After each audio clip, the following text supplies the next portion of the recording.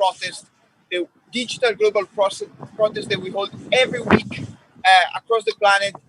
Because of lockdown, we can't protest in person as we used to be, but we keep on going digitally because the struggle for freedom doesn't stop, and we need to be on the forefront of the fight. So as every Friday, we are here also. Today is 6 months that we are protesting for what? For Fridays for Freedom.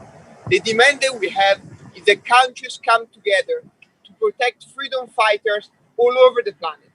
And we have hosted speakers from Hong Kong to Russia.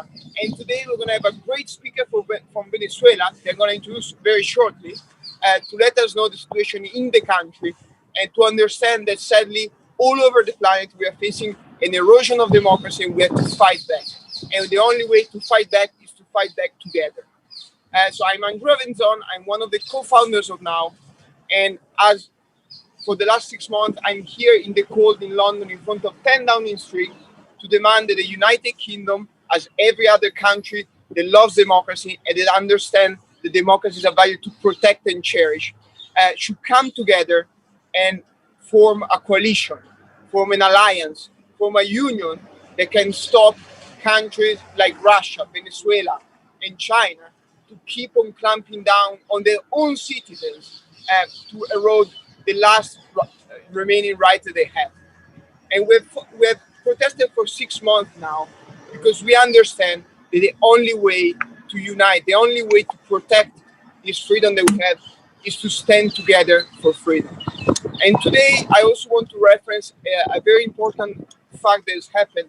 Sadly, as you know, Myanmar is under now a military coup again, and the little democracy that has been created in the last decade has been taken away once more from people in Myanmar. And today we learned that one of the protesters has been shot by the police in a recent protest has sadly passed away.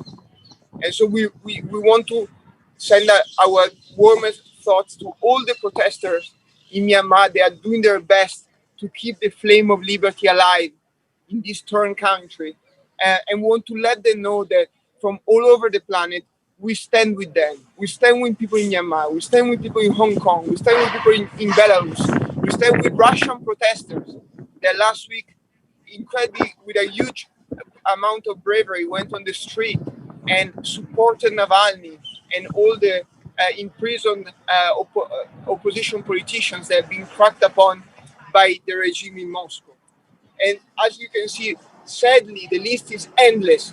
The struggles for freedom are all over the planet. And even in democratic countries, like the one I come from, Italy, or the one where some of you come from, we have to be ready to defend democracy. Democracy is under constant threat, and we are right now in a moment where democracy is roaring backward. Since 2015, many indexes show that democracy worldwide is pulling back. So people like us, people like you, can ensure the democracy keep on standing and actually advance and fight back. And in countries like Myanmar, in countries like Venezuela, if not the next generation, us right now can do something to bring back democracy and ensure that in 10 years, in 5 years, in 1 year, positive development on the democratic front are happening again. And with these words, I want to welcome our great speaker, Indira from Veneuropa. I didn't know how to pronounce it, from Veneuropa, one activist that is currently in Greece, if I'm correct, and is bringing forward the cause of a free Venezuela in Europe, together with many colleagues that are fighting this very important fight. But I'm going to leave her the mic to hear more about the struggle in Venezuela and what's going on right now in the country. Please, India, the floor is yours. Hi, Andrea. Yeah. Hi, Andrea. Hi, Colombia. And hi to the Now for Humanity team. It's a pleasure for me to speak today. And I would like to thank you for letting me participate in this Fridays for Freedom, representing Veneuropa. I am Indira Movilla, one of the delegates of Veneuropa in Greece, the country where I live and raise a family. I am from Venezuela. Veneuropa is a non-for-profit organization with no ties with any political party or in any affiliation, ideological affiliation, that promotes the debate about the reality of Venezuela, based on the ties that historically had united Venezuela with Europe and the shared Western values. Veneuropa wants to develop and strengthen relationships with European countries, with businesses, with organizations, even with European personalities, with Venezuela, with the aim to promote the democracy in Venezuela, understanding as a balance of powers and a rule of law, and promote the freedom, and the freedom as a superior value, and the full respect of the human rights. Besides, we would like to help, and we try to help to create a better environment for the debate about the Venezuelan migration flow that due to the crisis, the humanitarian crisis in Venezuela, Venezuelans fled the country. The slogan of Veneuropa is, let's talk about Venezuela, and then now let's do it. To get a better picture of what is currently happening in Venezuela, we need to have in mind that once Venezuela was a prosperous and stable country until 22 years ago.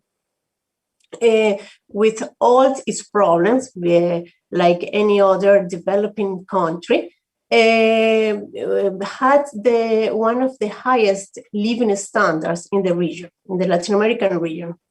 Venezuela was known for its electrical and road infrastructure, its oil industry, and even as an example of the success in the epidemiology field.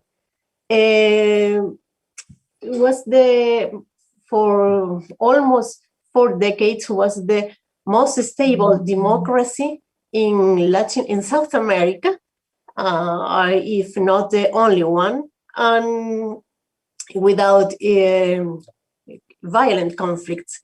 I don't intend to brag about the country that Venezuela was, but to get awareness about the scale of the collapse or that happened in our country. If it teaches us something, is that this kind of conflicts can happen anywhere in the plain sight of everyone. It's the country that was a prosperous and stable democracy after 22 years is now a dictatorship and the poorest country in South America. In 1999, Hugo Chavez took power, although it took power through democratic elections. He was making use of the populism to gradually dismantle the democratic institutions while mismanaging the resource and the wealth of the country. For that reason, now Venezuela is suffering in a huge humanitarian crisis that was created. It's not the result of a catastrophe or a conflict, a civil conflict or a war. It's due to the corruption, mismanagement, and using the huge incomes that Venezuela had for buying allies, international allies, to create a structure of corruption to remain in power. For many years, the propaganda given by the Venezuelan regime has been heard in thousands of forums around the world. Nevertheless, today, it's evident that this regime has curtailed all fundamental freedoms for the citizens, persecutes dissidents, jail dissidents, and violently use repression for the civil and pacific demonstrations. Right now, this week, one of the human rights organizations, defender, says that currently we have 329 political prisoners. This is certified by the Organization of the American States. We understand what is happening in other countries like Hong Kong, for example, where people, young students like Joshua Won and Agnes Chow are jailed just for call for pacific demonstration. 2-3 days ago in Belarus, the Lukashenko regime has jailed 2 journalists just for recording what the pacific demonstration of the civil society in Belarus. The people is just fighting for free elections, for the respect, the will of the people. And these regimes doesn't allow to express the people. The path to restoring the Venezuela's democracy and stability will be long and difficult. At the moment, there is no clear electoral way out. And right now, the role of the international community is essential to support the democratic opposition to rescue the democracy and the fundamental freedoms of the Venezuelans. We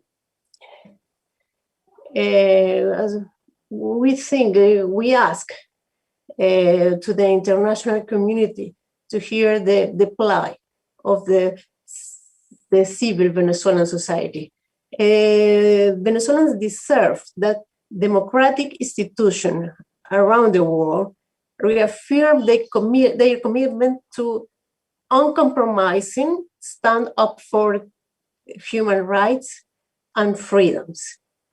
This initiative Now for Humanity is very important because give a voice of the civil societies, of the civil organization, human rights activists that doesn't have the platform to speak up, and in a way to create awareness about what is happening in countries like Venezuela, but making in a way to making parallels with the situation that is suffering other countries like Hong Kong, like Myanmar right now, like our friends of Cuba that have been under these regimes for 60 years. And because it's a difficult, we need the support, we need that the international awareness of what is happening, and citizens of the world can speak up, can send their solidarity to the suffering citizens in Venezuela. In this way, we are united, we are together. Together, we are stronger. Together, we can fight for freedom. This is the now in the time of pandemia, we can say that the difficulty of fighting viruses, and when I say viruses, I mean Chavez, Maduro, the Castros of Cuba, is that they attack willingness bodies that people and citizens misinform. And in this way, without information, ignorance in the real situation is a good environment to spread out this virus. We need to have better defenses. We need to fight for democracy, and we need to be stronger. And the best way is to be together. Thank you so much, India. Thank you for this very powerful message and telling us the tragedy that we have witnessed in Venezuela, as in many other countries, you pointed out. This is sadly a global problem. It touches many of our lives, and we have to stand together. So thank you for this message. I want to now send a very clear message to the people that follow this live or they will watch it later on. We need to fight back. We need to stand together. There's no more time to waste. There are people they are in prison for just picking up their wheels and just asking for a bit of freedom, a bit of liberties, the ability to choose their elected leaders, something that should be a given everywhere in the planet in 2021, but is not yet. And this is why I want to especially send a message to our supporters in Hong Kong. We need Joshua Wong and all the other activists from Hong Kong to be freed, because their only guilt was the one of having a conscience, the one of expressing the dream and the hope for freedom. And I especially highlight Joshua Wong among them because 6 months ago, he has helped starting this global movement, Fridays for Freedom. He has supported our cause. And obviously, since now a few weeks, he's incarcerated and we can't anymore cooperate. And we feel extremely close to him, to his family, to his friends. And we understand that time is running out for him as for many other political activists that are in prison. So please ask your government, ask your elected official, ask anyone you can to free political activists. There is never a crime to express an idea. It cannot be a crime. We live in a free society. We must live in free societies. There is no justification for what's going on in Hong Kong, in Belarus, in Russia, in Myanmar, or in Venezuela. So let's send a very clear message to our prime minister, presidents, and elected leaders. This is not acceptable, and we will not stop. And as an organization, we are fighting for this June at the G7 meeting that is going to take place here in the United Kingdom. to have all democracies coming together to defend freedom, including to free political activists. And we are not going to rest. We are not going to stop until this is done. It's really not a choice. It's a duty that we have. We need to fight back. We need to ensure that those that express the little dream of being free are not prosecuted for that. We have seen in history that if we close our eyes, if you look the other way, this doesn't stop. This only gets worse. So right now we are in a global crisis, as it was mentioned. We are actually in a real pandemic. We understand that all over the planet we are together to fight against this virus. Let's fight together against the virus of authoritarianism, of dictatorship, because it can at any time strike us as well. So this is my message for all of you watching this from the comfort of your sofa, wherever you are. Don't rest.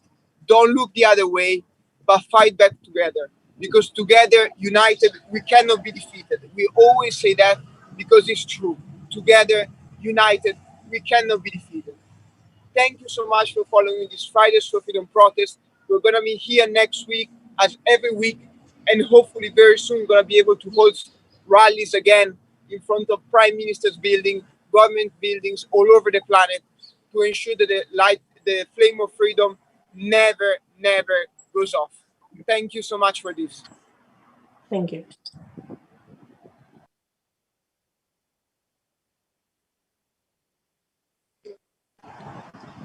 Zoe, are we not on Facebook anymore? Did it end? Okay. Terminal. Yes, we are off now. Okay. Thank you so much, Thank Indira. you so much. I thank you. I was very nervous, but no, you did perfectly. I think what we'll do is we'll edit some parts of the video and we'll post it on social media so that it has a longer life, and you part as well tagging Veneuropa to be able to kind of raise awareness about what is happening. So thank you so much. Thank you for your support. Of course. For your help. Bye. It was a pleasure. Same here. Bye.